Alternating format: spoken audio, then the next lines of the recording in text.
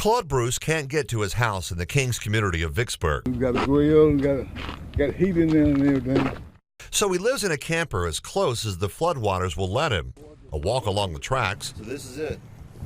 This is my other home. Leads to a makeshift bridge and an elevated ramp to his back door, but there's no power. Bruce may be on the road for another week, maybe two. It's hard to start over again, buying something new. That's why we put up with it.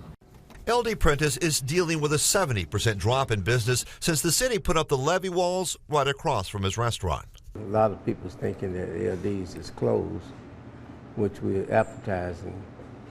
And I'm going to put some signs out, more signs out today, letting them know that we are open. The Mississippi has reached its crest here at Vicksburg, also downriver in Natchez. But that slow departure of water is leaving a long list of complications for the levees and control structures that have been put up to keep the river in its place. The Army Corps of Engineers reports 45 levee landslides. Also some cases of what are called sand boils, where the floodwaters actually have bubbled up on the other side of flood control structures. But they say this is expected. We haven't seen any seepage through any of the slides. They're all surface slides, and we're fairly confident there's not going to be a problem. The mighty Mississippi is making a slow retreat back to its banks. Too slow for residents and businesses still feeling the impact of what was a rising river. In Vicksburg, Scott Simmons, 16 WAPT News. In Brandon, the Polk's Drugs on Highway 18 lost a portion of its roof in the high winds Tuesday. The store surveillance cameras captured the falling debris that managed to miss customers. Michael Anderson was out assessing the repairs, convinced that whatever hit here delivered quite a punch. Yeah, it took a pretty good wind to damage it. This isn't just rain damage, this is wind damage. Wind damage, yeah.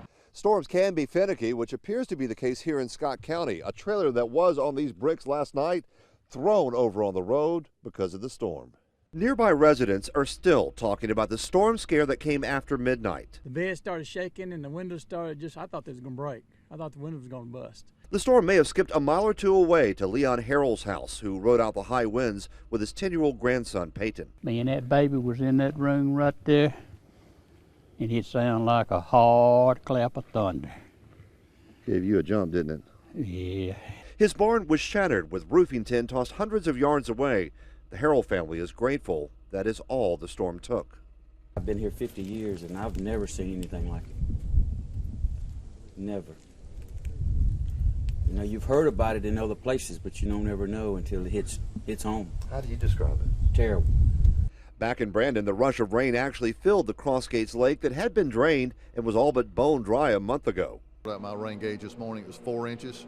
You just don't get those kind of rains that often, but now we have a place that storm water can go to rather quickly.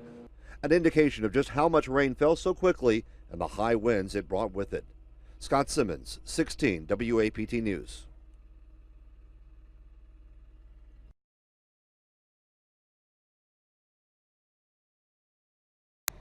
Patrolman Gerald Hayes has a dash camera and one that points to the backseat of his unit. They record almost everything that happens with the suspect. People will make up things in order to get out of anything.